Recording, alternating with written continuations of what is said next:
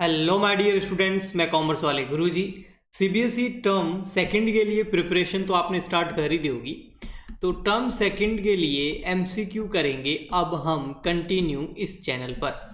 सबसे पहले हम स्टार्ट कर रहे हैं बिजनेस स्टडी से। बिजनेस स्टडी से हम स्टार्ट करेंगे तो इसके अंदर जो टर्म सेकंड के अंदर चैप्टर्स आने वाले हैं उसमें एक चैप्टर नंबर 6 है, यहीं से स्टार्टिंग होगी और उसका नाम है स्टाफिंग। स्टाफिंग से रिलेटेड हम आज एमसीक्यू करेंगे, ठीक है। एमसीक्यू करेंगे लेकिन उससे पहले आपको स्टाफिंग वाला चैप्टर आना चाहिए। वैसे तो आपने स्टाफिंग वाला चैप्टर अच्छे से कर ही रखा होगा, अभी तक तो कर ही लिया होगा, बट अगर आपने नहीं किया है तो ये हमने भी इसके ऊपर एक वीडियो डाल रखा है। एक्चुअल में एक तो नहीं है, 3 वीडियो हैं स्टाफिंग के ऊपर। तो वो आप क्लास देख सकते हैं। स्टाफिंग के इस लेक्चर्स का लिंक इस वीडियो के नीचे डिस्क्रिप्शन बॉक्स में आपको मिल जाएंगे। तो अगर आपने नहीं देखा है तो यहाँ से देख लीजिए, अगर रिवीजन करना है तो भी आप यहाँ से देख लीजिए। उसके बाद ही आप अगर एमसीक्यू करेंगे तो आपको करने में बोरियत नहीं फील होगी, आपको अच्छा लगेगा और चीज़ें आपको क्लियर होगी। चलिए क्वेश्चन नंबर हम फर्स्ट स्टार्ट करते हैं, ज़्यादा टाइम आपको वेस्ट नहीं करेंगे। It means determining the number and types of personnel required to fill various position in the organization। भाई ऑर्गेनाइजेशन के अंदर बहुत सारी जो पोजीशंस होती है उनको फिल करने के लिए वो कौन सा पर्सनल रिक्वायरमेंट है ना। इट मीन डिटरमाइन, जिसमें हम डिटरमाइन करते हैं number and types of personal required, कितने नंबर चाहिए, कितने लोग चाहिए, ये सब कुछ हम डिसाइड करते हैं ताकि ऑर्गेनाइजेशन के अंदर जो पोजीशंस हैं उनको फिल किया जा सके। क्या ये प्लानिंग है? नहीं, प्लानिंग तो नहीं है। क्या ये ऑर्गेनाइजिंग है? नहीं। स्टाफिंग है? हाँ, हो सकता है। क्या ह्यूमन रिसोर्स प्लानिंग है ये कितने नंबर ऑफ एम्प्लॉइज और कितने टाइप के पर्सनल जो है हमें रिक्वायर्ड है फिल करने के लिए पोजीशंस को। तो दोनों में से सी और डी में से हो सकता है कोई। चलिए मैं बताता हूँ आपको, डी ह्यूमन रिसोर्स प्लानिंग इसका एक करेक्ट आंसर है। क्यों है उसका रीजन भी, आपने भी स्टाफिंग सोचा होगा बट स्टाफिंग नहीं है, यही तो बात है ना। ये रहा D, human resource planning correct है। एक्सप्लेनेशन नीचे दे रखा है। ह्यूमन रिसोर्स प्लानिंग में be view, human resource planning को may be view as a forcing the human resources requirement और ऑफ ऑर्गेनाइजेशन, है ना, और नहीं है, of organization and the future supply of human resources. Human resource planning के अंदर ही यही देखा जाता है कि फ्यूचर में हमें कितने लोगों की ज़रूरत है ऑर्गेनाइजेशन के अंदर और फ्यूचर में सप्लाई क्या होगी ह्यूमन रिसोर्सेज की। ये सब कुछ ह्यूमन रिसोर्स प्लानिंग के अंदर देखा जाता है।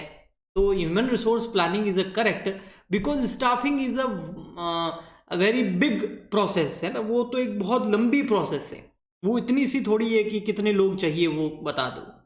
तो the answer is A correct. Okay, we will continue and question number second is staffing function is affected by. Staffing function जो है वो अफेक्टेड होता है किससे? फर्स्ट इंटरनल एनवायरनमेंट से, सेकंड एक्सटर्नल एनवायरनमेंट से, थर्ड फिजिकल एनवायरनमेंट से, fourth technical environment से। भैया स्टाफिंग प्रोसेस टेक्निकल एनवायरनमेंट से क्यों इफेक्टेड होने लग गया या फिजिकल एनवायरनमेंट से भी क्यों होने लग गया? तो मुझे तो इंटरनल और एक्सटर्नल लग रहा है। तो यहाँ पर देखिए first and second A correct लग रहा है, second third fourth, first second third कौन सा है? तो मुझे तो ए लग रहा है भैया करेक्ट की। भैया बिल्कुल इंटरनल एनवायरनमेंट जो बिजनेस के अंदर का होता है और एक्सटर्नल एनवायरनमेंट जो बिजनेस के बाहर का होता है, जैसे गवर्नमेंट पॉलिसीज वगैरह हो गई, ये स्टाफिंग फंक्शंस जो है उसको अफेक्ट कर सकते हैं।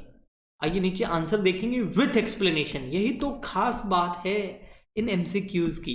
तो देखिए फर्स्ट करेक्ट है ना, और क्या एक्सप्लेनेशन दिया है? The performance of staffing is affected by the internal and external environment of the enterprises. The internal environment of the enterprises include policy connected with an employee.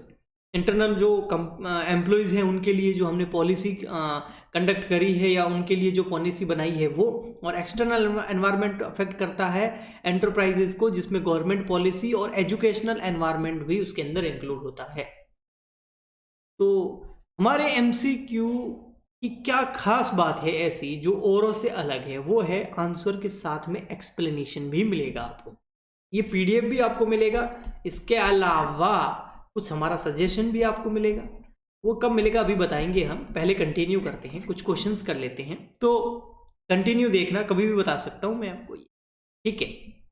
Next third, under the method of recruitment method के अंदर a notice is to placed, notice भेज दिया जाता है on the place, मतलब भेजा नहीं जाता है, चिपकाया जाता है द नोटिस बोर्ड पर। आपके स्कूल के अंदर भी नोटिस बोर्ड होता है ना, हाँ उसके अंदर कभी कभी नोटिस चिपका दिया जाता था ना, हाँ वैसा वैसा ऑर्गेनाइजेशन के अंदर भी एक रिक्रूटमेंट का नोटिस जो है नोटिस बोर्ड पर लगा दिया जाता है, और containing the detail of the job available, और उसमें कौन कौन सी जॉब चाहिए, जॉब अवेलेबल है, कौन सी वैकेंसी है जो फिल करनी है ऑर्गेनाइजेशन को, उसकी डिटेल दे रखी है। तो ये क्या है, क्या ये कैजुअल कॉलर है? अब पूछना मत सर कैजुअल कॉलर क्या होता है, अगर नहीं पता है ना तो फिर ये एमसीक्यू करने से कोई मतलब नहीं है ना। तो पहले आप, मैंने जो आपको वीडियो बताया ना वो देखिए जाके। ओके, लेबर कॉन्ट्रैक्टर है क्या ये, रिकमेंडेशन ऑफ एम्प्लॉइज है, या डायरेक्ट रिक्रूटमेंट है? भैया ये तो डायरेक्ट रिक्रूटमेंट है, एकदम सीधी भर्ती है, नोटिस लगाया लोग आ जाएंगे अपने आप। तो डी एकदम करेक्ट है। तो यहाँ नीचे देख लेते हैं विथ एक्सप्लेनेशन, ये देखिए डायरेक्ट रिक्रूटमेंट। एक्सप्लेनेशन क्या है, direct recruitment is generally followed for vacancy of unskilled और सेमी स्किल्ड जॉब्स। जब अनस्किल्ड और सेमी स्किल्ड, जैसे अनस्किल्ड वर्कर चाहिए या सेमी स्किल्ड वर्कर चाहिए, तो इस मेथड का यूज किया जाता है। The method of recruitment is very Inn Express because it does not involve and cost of advertising vacancy, मतलब कॉस्ट वगैरह नहीं लगती है, बहुत ही सस्ता एक सुंदर टिकाऊ होता है, ठीक है मेथड ये। तो ये आ गया आपका डी। नेक्स्ट क्वेश्चन, नेक्स्ट चलते हैं हम फोर्थ पर। Staffing is a function, staffing एक ऐसा फंक्शन है, क्या स्टाफिंग एक मैनेजरियल फंक्शन है, प्लानिंग है? Staffing is a managerial function, staffing is a planning, नहीं प्लानिंग सही नहीं बैठ रहा है। Staffing is a budgeting, no. Staffing is a top level, क्या मतलब? Staffing is a managerial function, manager ही तो करते हैं स्टाफिंग प्रोसेस को। So staffing is a managerial function, explanation भी यही मिलेगा, staffing is the managerial function of recruitment, selection, training, development, promotion, composition of personnels. Okay, next चलते हैं। Next question number fifth, staffing is the management is concern with, staffing is the management is concern with organizing, planning. Staffing में क्या management क्या concern करता है?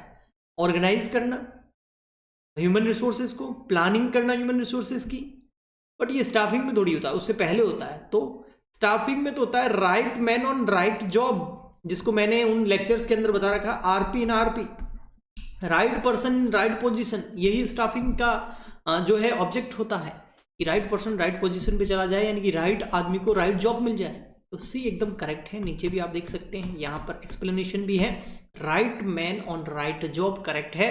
Staffing function of management ensure higher performance by placing, higher performance, अच्छी performance, higher performance करनी है by placing right person on the right job, जिसको जो काम आता है उसको वो काम देना, यही स्टाफिंग के अंदर किया जाता है। नेक्स्ट, स्टाफिंग का मतलब ओनली जॉब देना नहीं होता है ना, वो आपने, मेरे हिसाब से आपने वो लेक्चर देखे होंगे, तभी आपको मजा आएगा यहाँ पर, है ना। वरना जो मैं बोल रहा हूँ ना, वो आपको लगेगा सर पता नहीं क्या बोल रहे हैं, क्योंकि अब मैं यहाँ पर एक्सप्लेनेशन इतना ही दे सकता हूँ, पूरा चैप्टर यहाँ पर एक्सप्लेन नहीं कर सकता, इसलिए हमने उसके अलग से लेक्चर बना रखे हैं। Which of the following is not concern with staffing, इसमें से क्या चीज स्टाफिंग के अंदर नहीं है? पब्लिसिटी है, पब्लिसिटी किस चीज की? स्टाफिंग के लिए कौन पब्लिसिटी करता है? सिलेक्शन है, ट्रेनिंग है, रिक्रूटमेंट है।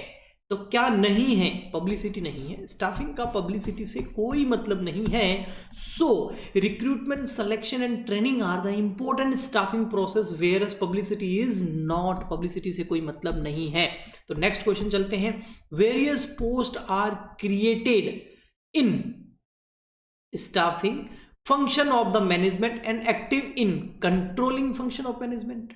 ओ हाँ, स्टाफिंग तो इधर मुझे ठीक लग रहा है, स्टाफिंग तो इधर हो सकता है, क्योंकि various post are created in staffing function of a management. हाँ, मैनेजमेंट का एक ऐसा फंक्शन है स्टाफिंग, जिसके अंदर कई सारी पोस्ट क्रिएट की जाती है।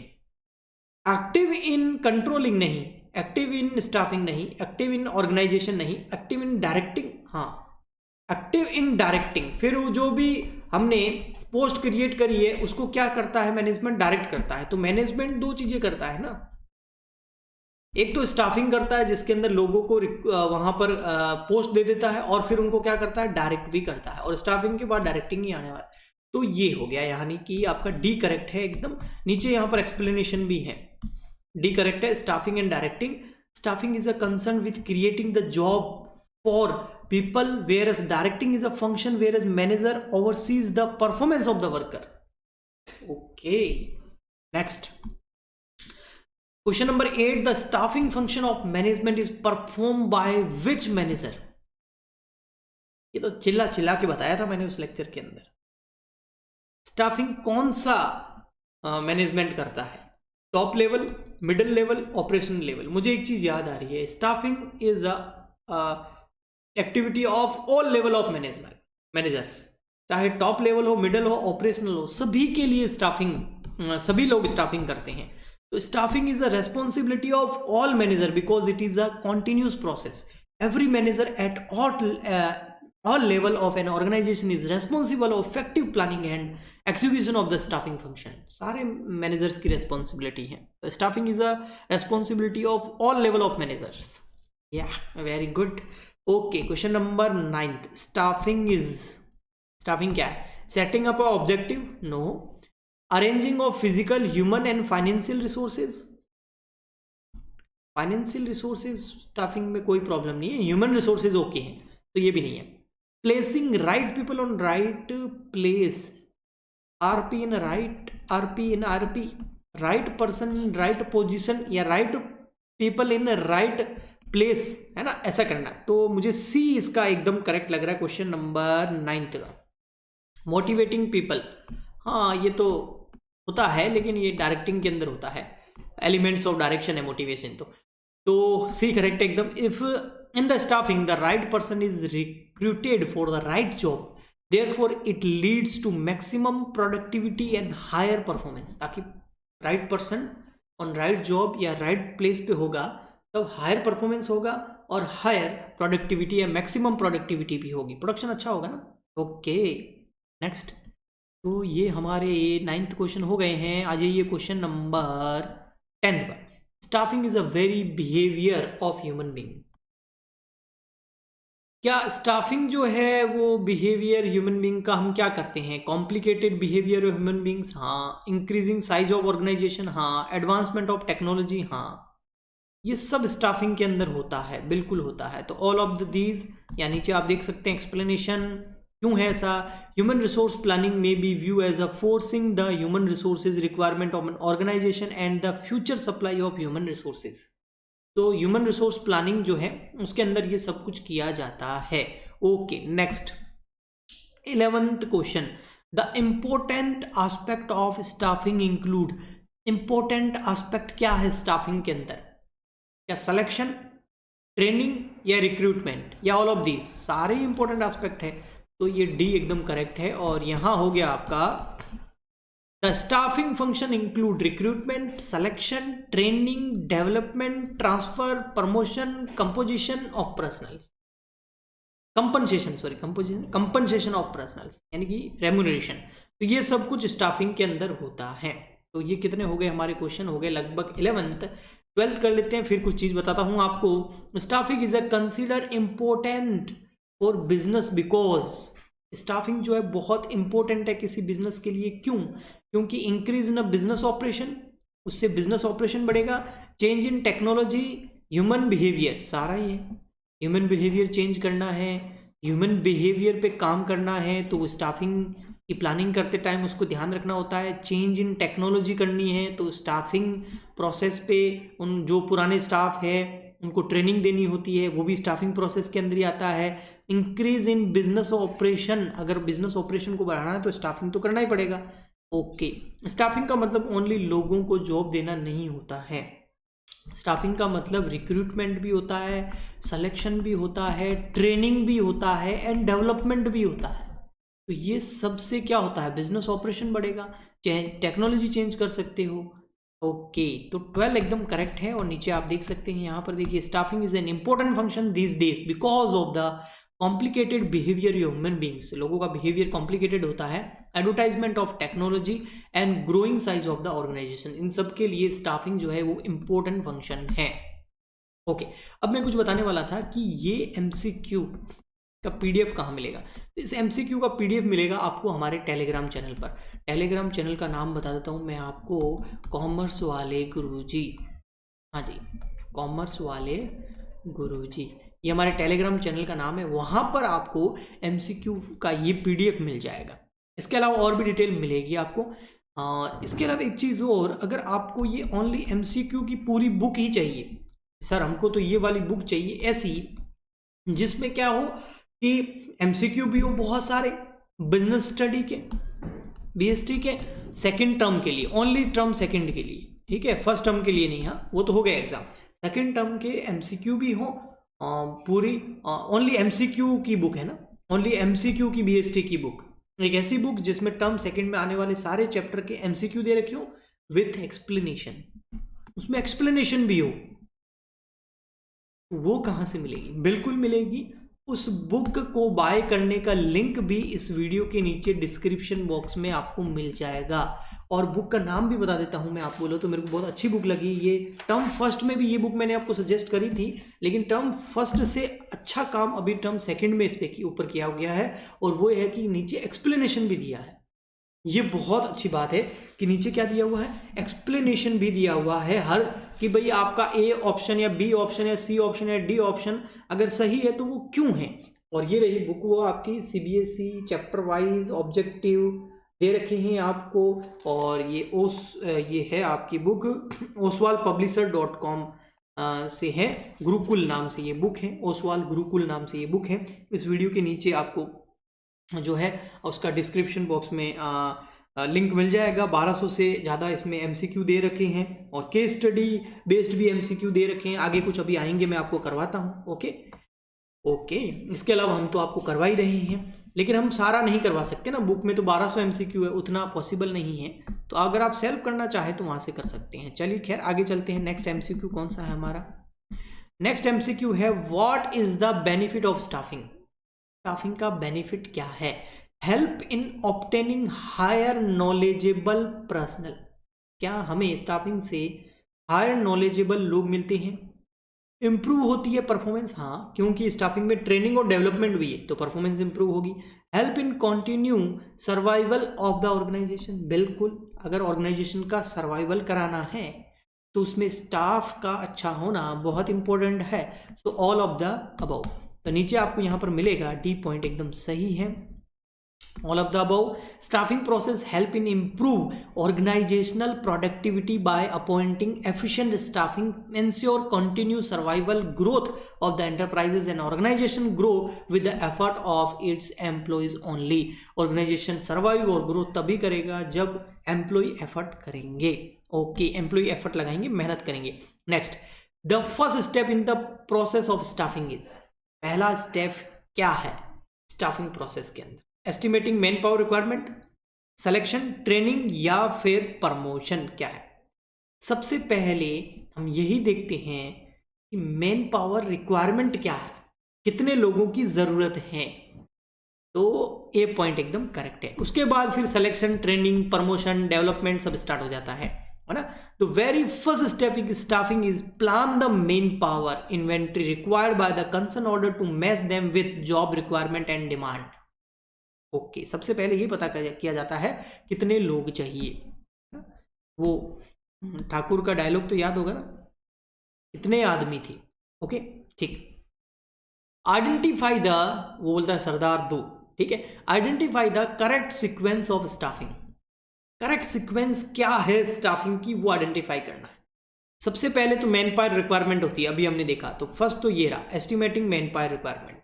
ओके, फिर रिक्रूटमेंट, बिल्कुल, फिर उनकी भर्ती की जाती है, एडवर्टाइजमेंट वगैरह निकाला जाता है, फिर सिलेक्शन प्रोसेस आता है, ये भी करेक्ट है। उसके बाद placement and orientation. Placement and orientation का मतलब समझते हो, कंपनी में उसको जॉब देना जिसके लिए उसको रखा है, और कंपनी के बारे में उसको इंट्रोड्यूस कराना, जो भी कंपनी में उसके कलीग्स है, जो उसके साथ में काम करने वाले, उनसे उसका इंट्रोडक्शन कराना, कंपनी की पॉलिसीज वगैरह से उसका इंट्रोडक्शन कराना, कंपनी के बिजनेस से उसका इंट्रोडक्शन कराना। तो ये प्लेसमेंट एंड ओरिएंटेशन के अंदर आता है और सिलेक्शन के बाद में ये किया जाता है। फिर उसको ट्रेनिंग दी जाती है, फिर उसका खुद का डेवलपमेंट भी होता है, ट्रेनिंग एंड डेवलपमेंट, फिर अप्रेजल एंड प्रमोशन होता है, ट्रांसफर भी होता है, एम्प्लॉइज रेम्यूनरेशन भी डिसाइड होता है लास्ट में। बिल्कुल ये मेरे को करेक्ट लग रहा है, अब आगे देखने की जरूरत ही नहीं है, बिल्कुल यही है, रट लेना, क्योंकि इसमें से बहुत कुछ आने वाला है। तो एक तरह का प्रोसेस ही हो गया ना पूरा। और ये नीचे आपका बिल्कुल ए पॉइंट जो है वो एकदम करेक्ट है, और नीचे ये पूरा दे रखा है। देखो सबसे पहले क्या क्या किया जाता है, मैन पावर रिक्वायरमेंट, फिर रिक्रूटमेंट, फिर सिलेक्शन, ठीक है, नंबर लगा देता हूँ, ओके, फिर प्लेसमेंट एंड ओरिएंटेशन, फिर ट्रेनिंग एंड डेवलपमेंट, ये हो गया 5th नंबर, फिर अप्रेजल एंड प्रमोशन, ये हो गया 6th नंबर, फिर एम्प्लॉइज रेम्यूनरेशन, ये हो गया 7th नंबर।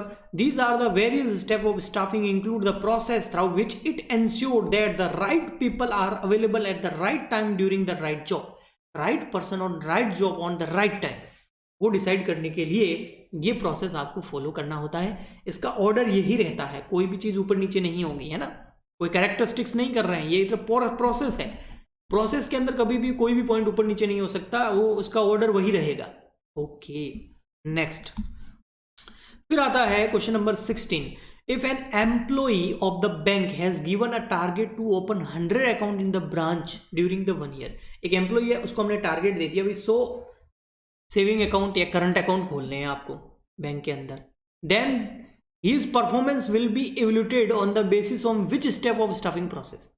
अब उसकी परफॉर्मेंस कैसी रही, इसको हम जब इसका इवेल्यूशन करेंगे, उसका वैल्यूएशन करेंगे, उसका मूल्यांकन करेंगे, जब उसको देखेंगे उसकी परफॉर्मेंस को, तो स्टाफिंग के कौन से प्रोसेस के अंदर आता है, परफॉर्मेंस अप्रेजल। मेरा तो सीधा यहीं जा रहा दिमाग, क्या प्रमोशन एंड करियर प्लानिंग है, नहीं, ट्रेनिंग एंड डेवलपमेंट है, नहीं, इस पर क्या ट्रेनिंग, परफॉर्मेंस देख रहे हैं, तो बी एकदम करेक्ट है।